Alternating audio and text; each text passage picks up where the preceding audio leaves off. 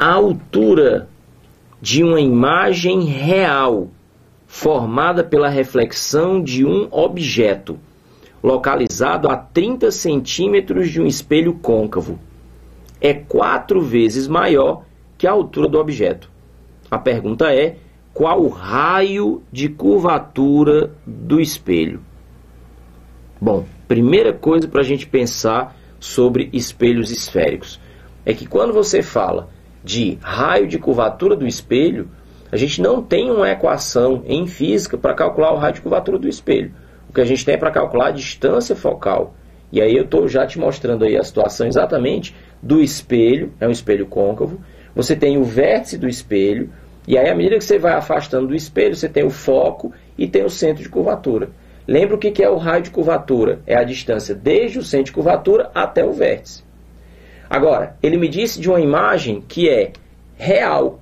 Lembra que as imagens reais são aquelas que estão formadas na frente do espelho. E toda imagem real sempre aparece invertida.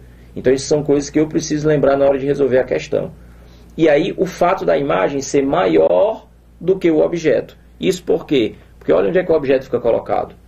Na frente de um espelho côncavo, o objeto entre o centro e o foco vai fazer exatamente com que a imagem fique além do centro de curvatura. Isso vai fazer com que ela seja uma imagem real, invertida e maior, ok? Agora, olho na tela, vamos transformar isso em cálculo.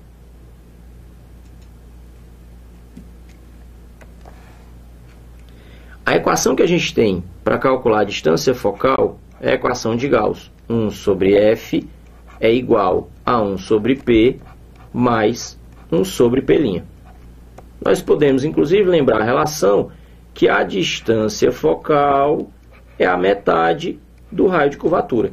E por uma substituição simples desse valor aqui, nós podemos então dizer que 2 sobre R é igual a 1 sobre P mais 1 sobre P'.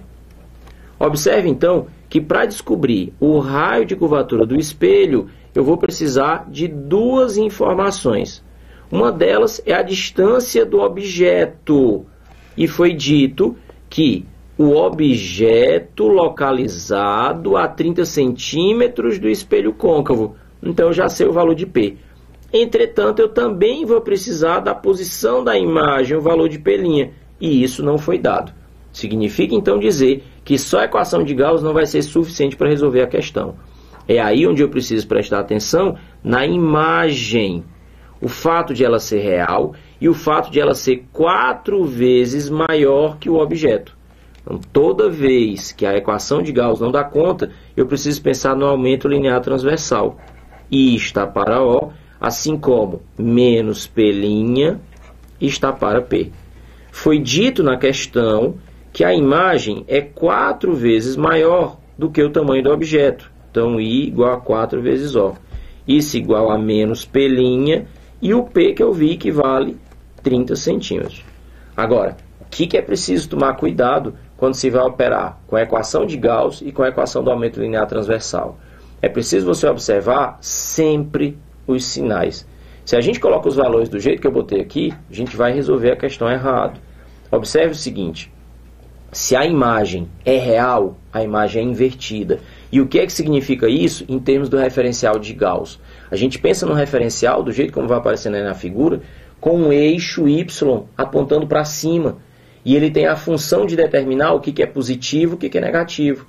Repara que o objeto está apontando para cima. Então a gente diz que o O é positivo, mas a imagem está apontando para baixo. Então o tamanho da imagem seria um valor negativo. Como é que isso fica na equação? Olhe na tela.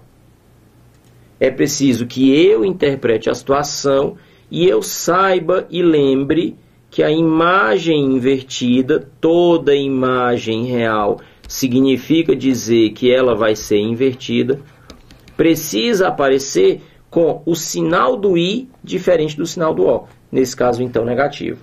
De tal maneira que, fazendo a conta, eu descobriria que o valor de P', nesse caso, é de 120 centímetros. Aí você vai dizer, mas Idelfrânio, e aí apareceu o P', acabou dando um valor positivo. Mas não é bem evidente?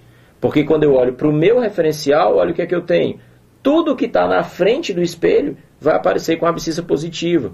Repara que o I e o O são as alturas do objeto da imagem. A altura é na vertical, a altura é medida no eixo Y.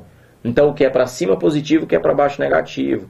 Entretanto, P e P', e o F também, são abscissas. É medido no eixo do X, é do vértice acompanhando o eixo. Então, tudo que está na frente do espelho acaba tendo abscissa positiva. A imagem é real, tudo que é real tem abscissa positiva. Ok? Vamos fechar o cálculo? Fazendo, então, a conta agora na equação de Gauss, levando esse valor que a gente descobriu para cá, exatamente onde ele estava faltando, o que é que nós temos? 2 sobre R será igual a 1 sobre P, 1 sobre 30, mais 1 sobre P', que é 1 sobre 120. Aí a matemática aí você faz como você quiser. Eu gosto de visualizar que se eu multiplicar aqui em cima por 4 e aqui embaixo por 4, repara que 4 vezes 30 é 120. Já fiz o tal do mínimo múltiplo comum. De tal maneira que nós encontraríamos, então, 2 sobre R igual a 5 sobre 120. Meios pelos extremos e eu encontraria um R que seria 240 dividido por 5, que vai dar 48. Como a gente está operando todas as unidades em centímetros, 48 centímetros. O que me deixaria com a resposta correta, alternativa C de casa. E aí, então, para a gente fechar, o que é importante lembrar? Toda vez que se fala de espelhos esféricos, é importante que se tome cuidado, primeiro, se o espelho é côncavo ou convexo, para você saber o que está colocado à frente do espelho e o que está colocado atrás do espelho. Segundo, uma coisa importante, repara que essa figura que está aí, fui eu que coloquei para fazer a resolução da questão no vídeo. Ela não aparecia na questão.